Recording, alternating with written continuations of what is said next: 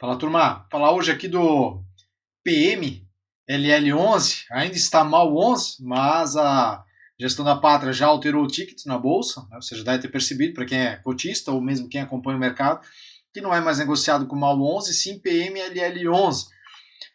Dito isso, vamos dar uma olhadinha no relatório. Antes de eu falar do relatório aqui, para quem aí segue investindo, tenta investir justamente pesquisando por vídeos aqui no YouTube ou lá no Instagram, buscando conteúdos, e não sabe se está investindo de fato em bons fundos imobiliários, se está montando uma boa carteira de fundos imobiliários ou não, e aí muitas vezes não quer contratar a consultoria de alguém, não falo nem da minha, né, que eu tenho uma consultoria, acho que eu nunca mencionei aqui, mas não quer contratar a consultoria de ninguém, ou então não quer assinar uma casa de análise, porque, fica pagando todo mês ali um valor, de repente a pessoa acaba dizendo assim, não dá para mim também, então também não fico assinando, e aí fica tentando pescar informações.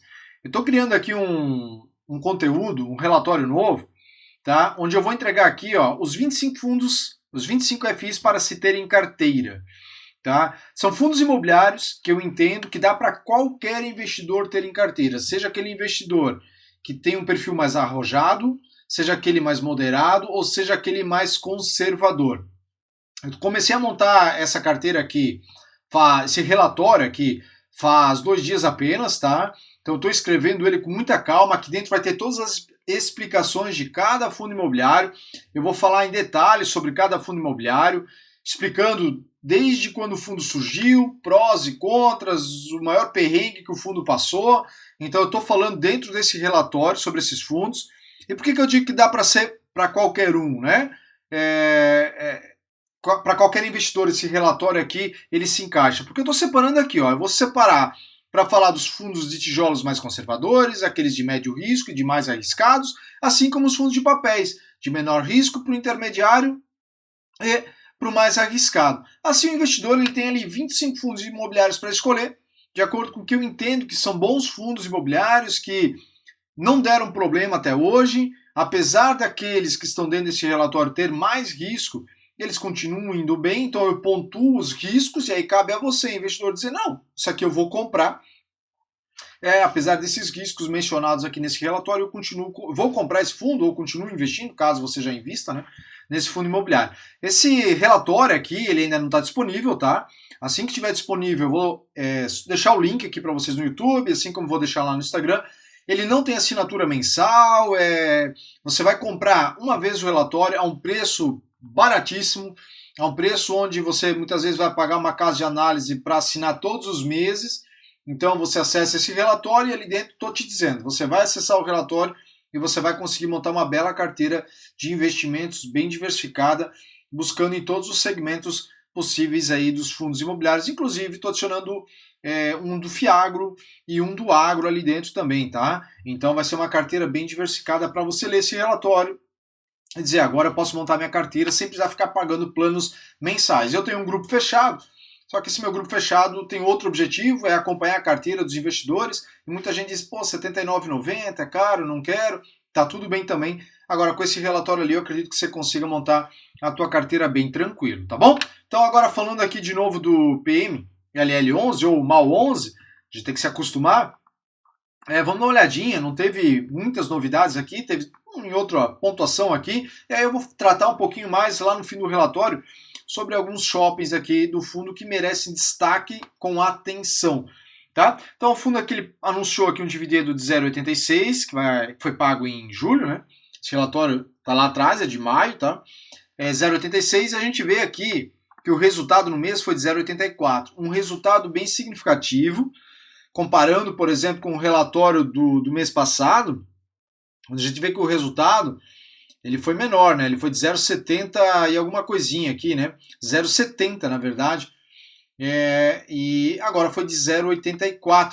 Só que a gente vê aqui no DRE do fundo, por exemplo, que aqui as receitas operacionais imobiliárias foram de 10 milhões, e aqui no fundo, como a gente vai ver, as receitas foram de 12 milhões 310 mil, tá? Só que parte dessa receita aqui, ela não é recorrente, foi extraordinária do momento, do mês, então isso não é algo que vai manter esse resultado de 0,80, 0,86, né? 0,84 para os próximos meses, a não ser que as vendas disparam bastante, né? algo que eu não acredito muito que aconteça.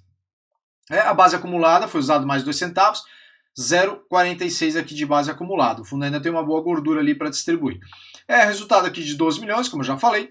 As vendas aqui um crescimento de 23%, as vendas totais por metro quadrado crescimento de 9%, o NOI caixa de 23%, o crescimento e a vacância se mantendo aqui nos 4%, na média do portfólio.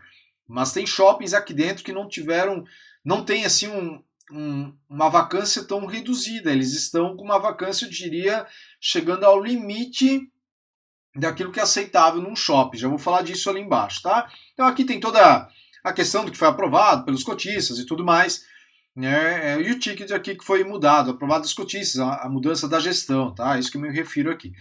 Aqui nós temos o resultado do fundo, a gente vê aqui que tem 0,46 ainda a distribuir, né? Como já falei ali em cima. Aqui os resultados do shopping, remessa.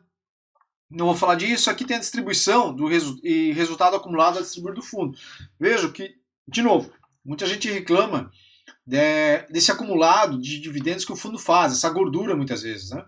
E eu não reclamo. Vejo que aqui em maio 24, eu vejo bem interessante isso, fazer essa gordura. O fundo pagava 0,87, 0,80, 0,80, 0,78, e ele foi usando, né? 0,22 de base acumulada, 0,14, 0,13, 0,13, aí chegou aqui 0,11 e foi estabilizando. O resultado foi se mantendo em 0,78, 0,78, 0,78, e aí quando chegou aqui outubro para novembro, começa a ter vendas maiores dos shoppings, ele conseguiu acumular um pouquinho mais de resultado, ele manteve o 0,78, acumulou mais um pouquinho 0,26, ele manteve 0,78, aí dezembro para janeiro, quando nós temos o pico ali de vendas e tudo mais, o resultado foi muito bom, e ele distribuiu 0,83, e aí passou para 0,85, porque ele foi acumulando mais resultados positivos, até que chegou aqui, fevereiro, resultado dezembro, janeiro, e aí ele vem distribuindo 0,85, a gestão da Pátria, aí, que já assumiu, resolveu distribuir mais um centavo. Eu acho que talvez eles vão manter o 0,85 nos próximos meses, vamos ver, né? Ou de repente vão usando as reservas. Tudo depende do resultado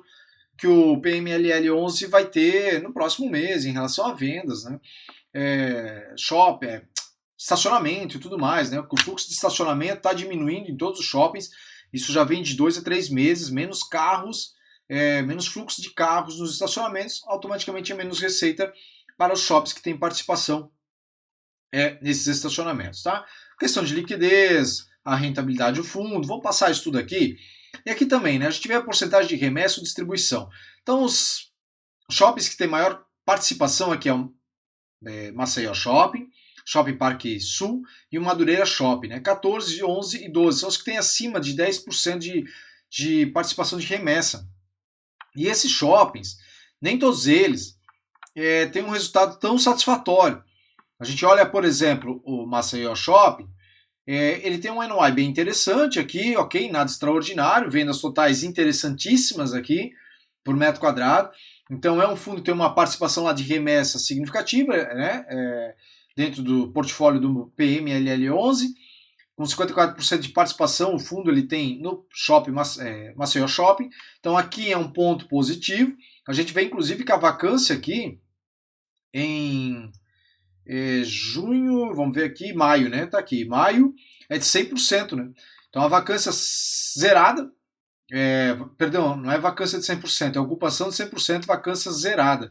Então a gente vê que está muito bem aqui esse shopping, trazendo de resultado para o MAL 11, olhando para as remessas, né?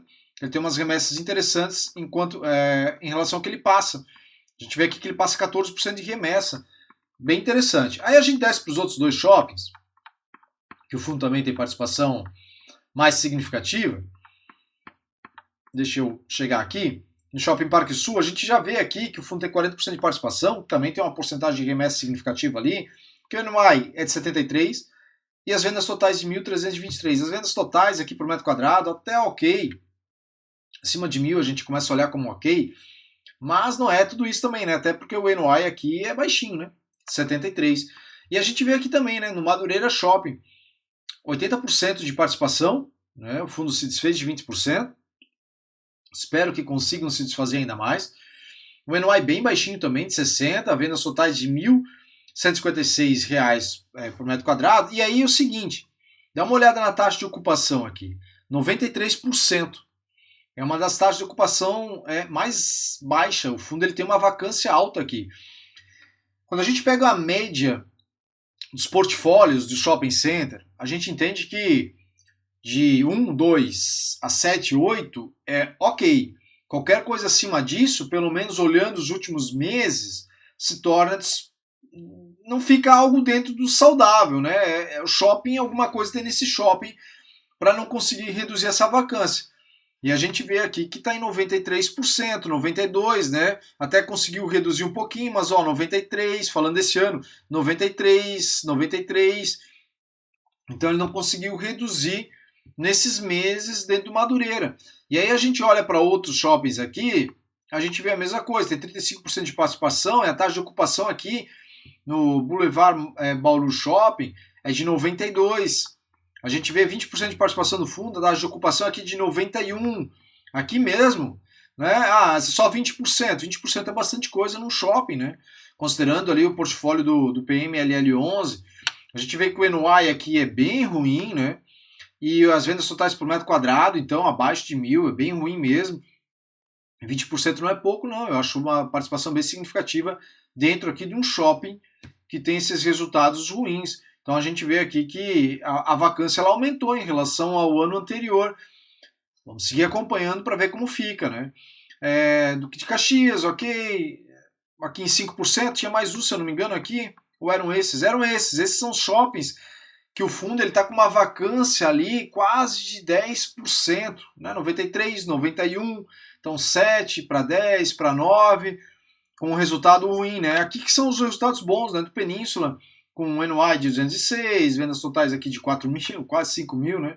Aqui o NOI também, né? É junto lá com o Rio Shopping, Rio 2 Shopping, com um NOI por metro quadrado também de 156, vendas também muito boas, 2.714. Então, assim, eu diria que tem alguns shoppings aqui que eu acredito que a Pátria, ela talvez, quando o mercado também permitir, que é um momento delicado para isso, de repente ela vai se desfazer, né?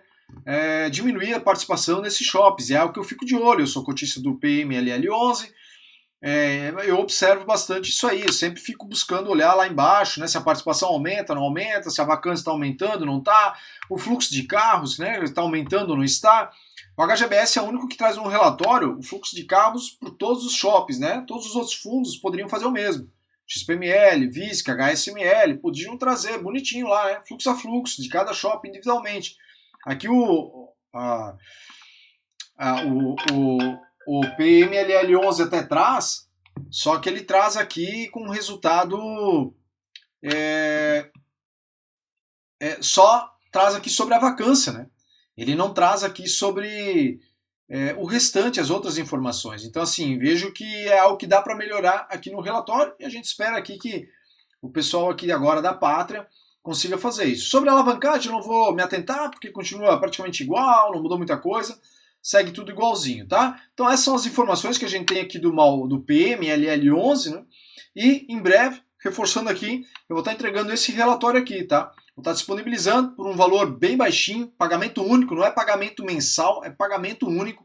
Então se você quiser ter acesso aos fundos imobiliários que eu entendo que são bons, para se ter em carteira, vai ter dos mais arriscados aos menos arriscados, tijolos, papéis, agro, fiagro, vai estar dentro desse relatório, tá? Quando ele for disponível, eu estarei disponibilizando ele aqui para vocês, tá bom? Curte o vídeo aqui para mim, dá uma força para ajudar o canal a crescer e vamos seguir aqui acompanhando no próximo relatório a situação aqui do PMLL11.